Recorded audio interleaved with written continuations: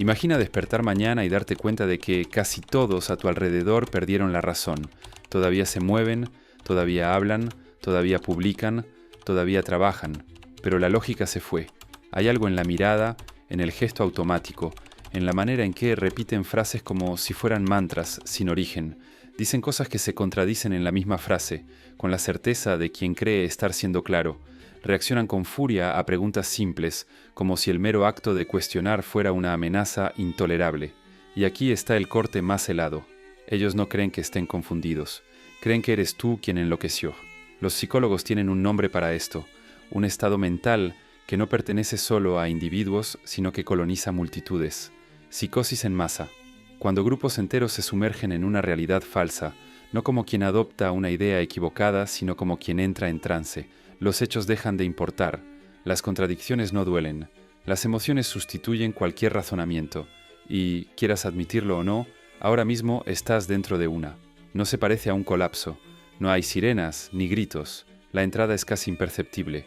Empieza como un ambiente extraño, un aire pesado, sin nombre. Te das cuenta de que las reglas cambiaron, pero nadie dice por qué. Frases idénticas atraviesan titulares, redes sociales, conversaciones triviales, como si, de la noche a la mañana, todos hubieran recibido el mismo guión. Al principio intentas racionalizar. Es solo estrés colectivo, va a pasar pero no pasa, el guión aprieta. Lo que puede ser dicho, pensado o preguntado se estrecha como una garganta asfixiada. El precio por salirse de la línea se vuelve más alto. Y entonces lo ves, con un sobresalto seco. La mayoría no está pensando. Está repitiendo, siguiendo, tragando, y esto no es una falla del sistema, es el sistema funcionando exactamente como fue diseñado. Tenemos ciencia, tenemos tecnología, tenemos acceso ilimitado a la información, y, aún así, seguimos hundiéndonos en las mismas locuras, porque la información no es sabiduría, la información es solo materia prima, y la multitud moldea cualquier materia en la forma que más le convenga. Los instrumentos cambiaron, el escenario se globalizó, pero la psicología permanece intacta. Las fuerzas que incendiaban delirios en masa siglos atrás siguen vivas, ahora más veloces, más ruidosas y en escala planetaria, y cuando el miedo entra en escena, todo se acelera. La psicosis en masa es la máquina, el miedo es el combustible, y ese motor, cuando se alimenta, ruge sin control. Sin miedo la multitud es solo ruido disperso, pero agrega pavor, y gana rumbo. El miedo concentra, el miedo reduce. El miedo sustituye pensamiento por reflejo. Y lo más perverso, ni siquiera tiene que ser miedo a algo real. El miedo funciona mejor cuando el enemigo es vago, invisible, intangible. Un peligro que no se prueba, pero se siente. Una amenaza que puede estar en el gesto de un vecino, en el sonido de una tos, en el silencio entre dos frases. Cuanto menos definido el terror, más espacio para que la imaginación enloquezca. Y con eso, más poder para quien dice saber lo que está pasando. La historia está llena de estos fantasmas, el castigo divino, el extranjero infiltrado, el colapso económico, la enfermedad que nadie ve. Poco importa si eran reales, exagerados o totalmente inventados. Todos funcionaron de la misma manera. Transformaron poblaciones enteras en líneas de obediencia automática, porque el cuerpo humano fue moldeado para reaccionar. El miedo era una alarma legítima. Un movimiento en la selva, un crujido extraño, nuestros ancestros no discutían. Corrían, ese reflejo los mantenía vivos. Pero ahora, en tiempos de notificaciones instantáneas, ese mismo instinto se volvió trampa. Una alerta de última hora puede disparar el mismo chorro de adrenalina que una fiera real, aunque no haya ninguna amenaza frente a ti. Y cuando el miedo se instala, la mente se doblega. No quiere complejidad, quiere alivio. Y el alivio más rápido viene de una historia simple. Un villano claro, una autoridad confiable, un refugio. Por eso el miedo es tan eficiente para crear conformidad. Afina la visión, mata los matices y entrega la llave de la razón a cualquiera que prometa seguridad. Llega un momento en que solo queda un camino, el que parece más seguro. Pero aquí está la trampa. Quien se sumerge en ese estado rara vez siente que está siendo manipulado. Al contrario, se siente despierto, informado, vigilante, heroico incluso. Y cualquiera que cuestione la narrativa elegida no solo es desacreditado, es declarado peligroso, o peor, maligno. Así es como el miedo transforma el desacuerdo en indignación moral, y cómo la indignación moral se convierte en justificación para silenciar voces disonantes. En nuestro mundo el miedo puede fabricarse a la medida, empaquetado en clips de 30 segundos, repetido hasta el cansancio. entregado directo en tu mano antes incluso del desayuno. Se convierte en el ruido de fondo de la existencia, un recordatorio constante. No estás seguro. Quédate con el grupo. Obedece o desaparece. Y una vez que el miedo preparó el terreno, el siguiente paso de la psicosis colectiva se vuelve inevitable. Para entender por qué funciona tan bien, es necesario desenterrar algo escondido dentro de tu propio cuerpo. Mucho antes de los edificios, de los algoritmos, de la escritura, vivíamos en tribus. Y pertenecer no era un lujo, era supervivencia. Ser aceptado significaba comida, refugio, protección. Ser excluido era enfrentar depredadores solo. Era hambre, era muerte.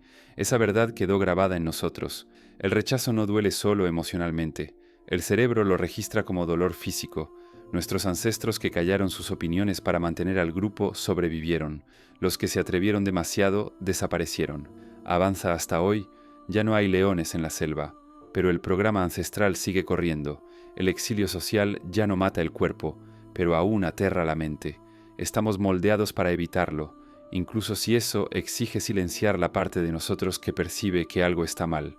En la década de 1950, el psicólogo Solomon Asch mostró lo devastador que puede ser ese impulso. Un experimento simple: mostrar líneas en un papel y pedir a los voluntarios que identifiquen cuáles tienen la misma longitud. La respuesta era obvia, hasta que todos en la sala, actores disfrazados, daban la respuesta equivocada. Frente a una unanimidad falsa, la mayoría de los participantes seguía al grupo. Sabían la verdad, pero cedieron, no por ignorancia, sino porque la necesidad de pertenecer es más antigua y más fuerte que la necesidad de tener razón. Y es exactamente eso lo que la psicosis en masa devora. La voz interna que dice, esto no tiene sentido, porque el grupo dice que sí lo tiene, y el miedo de ser el único en ver el error es suficiente para borrar por completo lo que se ve. Hoy esto está amplificado al extremo. Tu tribu ya no es solo tu familia, tus amigos, tu vecindario, es una multitud invisible de millones, lista para aplaudir, condenar o cancelar, en tiempo real. El miedo de ser expulsado de ese colectivo virtual duele más que cualquier amenaza física que enfrentaron nuestros ancestros, y cuando ese programa antiguo toma el control, ya no hay freno. La multitud comienza a moverse como una sola criatura. La pregunta es, ¿hacia dónde se dirige? La respuesta está en la siguiente etapa. Es siempre igual, una secuencia tan predecible que la historia la grabó como cicatriz. La psicosis en masa no explota, germina, en etapas, como un viejo ritual sombrío repetido a lo largo de los siglos, culturas, continentes, y cuando aprendes a ver esos pasos, comienzas a encontrarlos en todas partes, desde los papiros antiguos hasta los titulares de hoy. Etapa 1. Desorientación. Todo comienza con el temblor. El mundo que conocías empieza a vacilar, la economía cruje, los líderes se contradicen, las instituciones que antes parecían sólidas se escurren entre las manos, los patrones antiguos pierden sentido, y el suelo que antes sostenía ahora se mueve. La mente, hambrienta de estabilidad, comienza a buscar cualquier cosa que la haga dejar de girar. Etapa 2. Simplificación.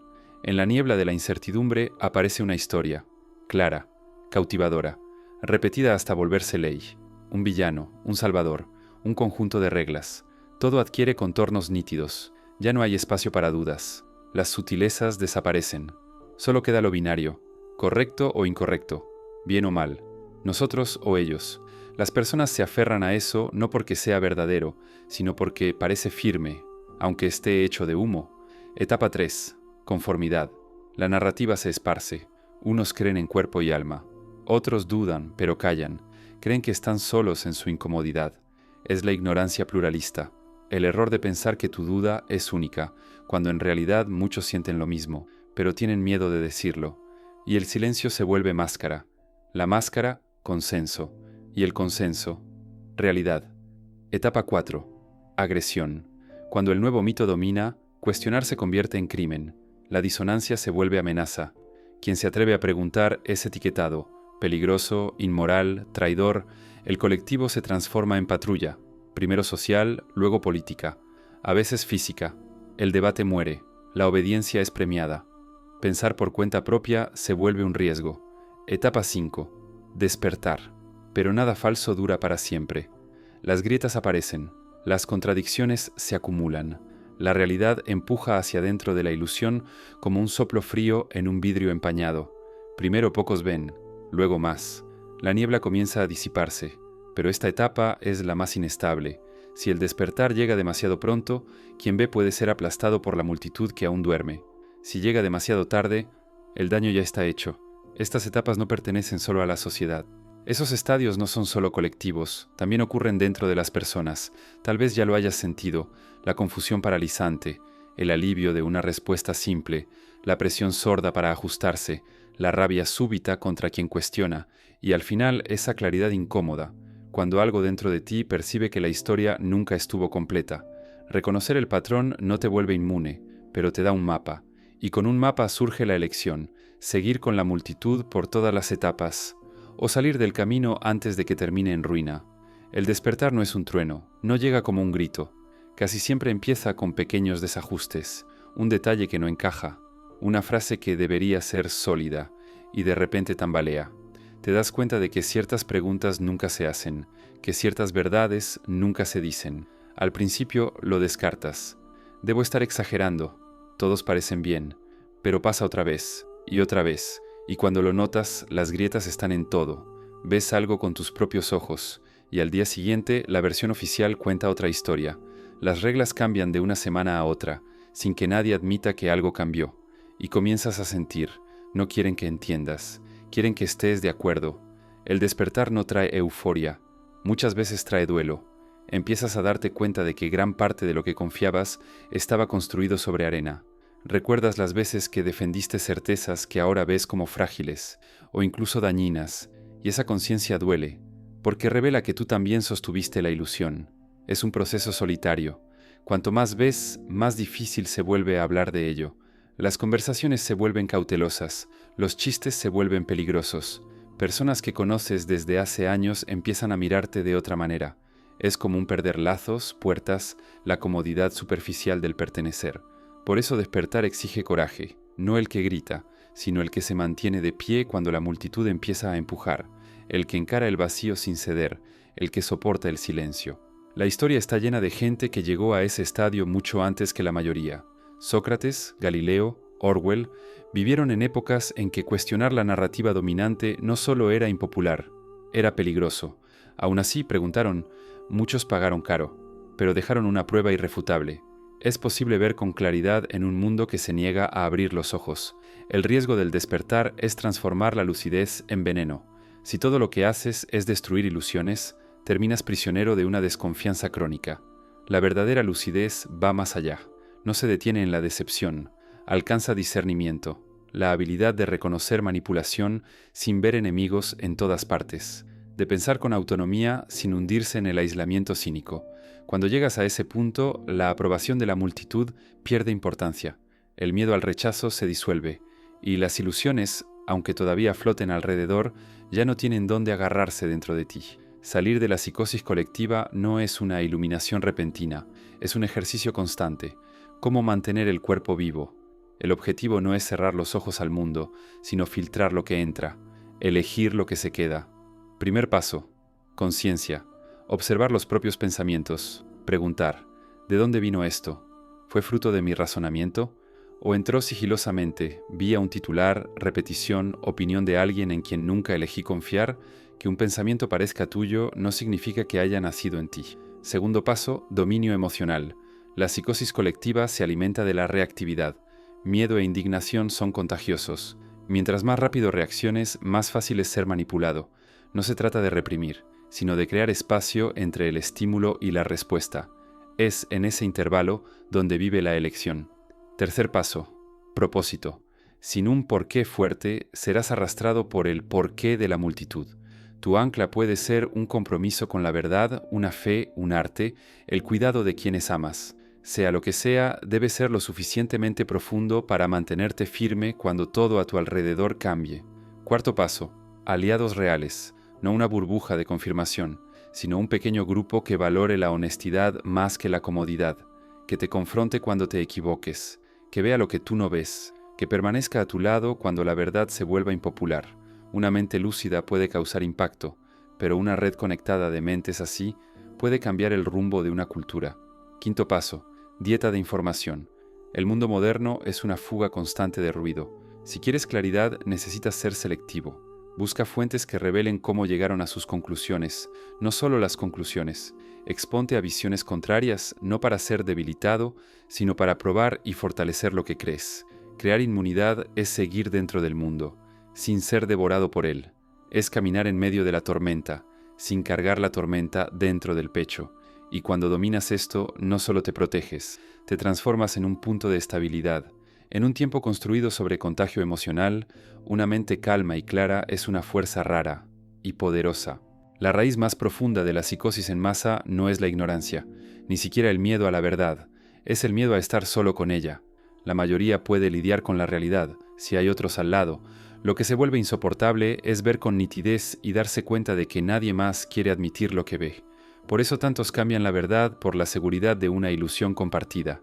El aplauso de la multitud suena como validación, pero es frágil, desaparece en el instante en que dejas de repetir el guión. La liberación final del trance colectivo no exige que rechaces a la comunidad, exige que ya no dependas de su aceptación para existir. Tu brújula deja de ser externa, comienza a latir desde dentro, y cuando eso sucede, todo cambia. Dejas de actuar en busca de aprobación, dejas de defenderte de cada malentendido, dejas de medir tu valor por la cantidad de acuerdos. El silencio de los demás deja de ser amenaza, porque dentro de ti ya no hay vacío. Esa es la verdadera libertad. Pensar con tus propios pensamientos, hablar con tus propias palabras, vivir por tu propia comprensión, sin rencor hacia quienes aún no pueden acompañarte. Los individuos más resilientes de la historia cargaban con esa cualidad. No solo resistían a la manada, trascendían la necesidad de ella, encontraban hogar en la verdad, aunque eso significara caminar fuera de los muros de la opinión popular. Y es desde aquí que todo comienza a cambiar. No necesitas combatir la psicosis de frente, basta con existir fuera de ella, no porque la desafíes, sino porque eres la prueba viva de que existe otra forma de estar en el mundo. Algunos, aún atrapados en el trance, te temerán, pero otros, en silencio, serán atraídos por tu firmeza, y recordarán que sus mentes todavía les pertenecen. Escapar así no es una decisión única, es una práctica diaria. Serás tentado a cambiar claridad por comodidad. Serás invitado a regresar al abrigo del acuerdo y tendrás que elegir una y otra vez si esa comodidad vale el precio. La revolución que importa no comienza derribando sistemas, comienza liberando la mente de un solo individuo. Cuando las mentes libres se multiplican, los sistemas no resisten, se derrumban por gravedad. Hasta entonces, el gesto más poderoso que puedes hacer es deshacerte de aquello que el mundo intentó moldear en ti, mantenerte en pie, aunque sea solo, decir lo que es real, aunque la voz tiemble, caminar con claridad, no para ganar aplausos, sino porque es la única forma de seguir sin perderte a ti mismo. Tal vez no cambies el mundo entero, pero cambias el tuyo, y es exactamente ahí donde toda revolución verdadera comienza. Ya lo viste, ya lo sentiste, ya cruzaste el espejo. Ahora lo sabes, la psicosis en masa no es un grito, es un susurro colectivo que va apretando el mundo hasta que el aire desaparece. Pero hay algo peor que estar dentro de ella, es darte cuenta de todo, y no hacer nada, porque el verdadero colapso no viene de afuera. Sucede cuando te callas para encajar, cuando desgarras tu brújula interna para sostener la palma de la multitud. Crees que te estás protegiendo, pero te estás deshaciendo. Mira a tu alrededor, los muros no han caído, pero la lucidez sí, y cada vez que retrocedes, el guión aprieta un nudo más alrededor de tu cuello. No necesitas escucharme a mí, necesitas escuchar lo que susurra dentro de ti. Sí, va a doler, va a ser solitario, va a costar comodidad, pero la comodidad es el veneno, y la ilusión es la cuerda. La psicosis no quiere convencerte, solo necesita que no te muevas, porque quien se detiene, se hunde. Quien duda es moldeado de nuevo. Comenta, yo comando sin decir nada. Solo quien cruzó el velo entiende. Puedes esperar a que el mundo cambie, o puedes ser la herida abierta que no cicatriza, la espina en el delirio colectivo. Quien no actúa, paga. Quien retrocede no es aplastado por el mundo, es devorado por su propia vergüenza. Entonces, quédate, firme, frío. Nos vemos en el próximo laberinto. Si aguantaste hasta aquí, aguantas lo que viene después, en silencio.